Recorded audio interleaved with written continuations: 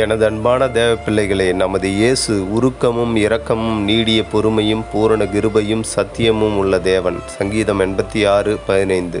ஏசாயா தீர்க்கதரிசி எழுதினார், இமைப்பொழுது உன்னை கைவிட்டேன், ஆனாலும் உருக்கமான இரக்கங்களால் உன்னை சேர்த்துக் கொள்வேன். அற்பகாலம் மூண்ட கோபத்தினால் என் முகத்தை இமைப்பொழுது உனக்கு மறைத்தேன், ஆனாலும் நித்திய கிருபையுடன் உனக்கு இறங்குவேன் என்று கர்த்தராகிய நம் மீட்பர் சொல்லுகிறார். மலைகள் விலகினாலும் பர்வதங்கள் நிலை பெயர்ந்தாலும் என் கிருபை உன்னை விட்டு விலகாமல் என் சமாதானத்தின் உடன்படிக்கை நிலை பெயராமலும் இருக்கும் என்று உன்மேல் மனதுருகுகிற கர்த்தர் சொல்லுகிறார். ஏசாயா 54:7-10.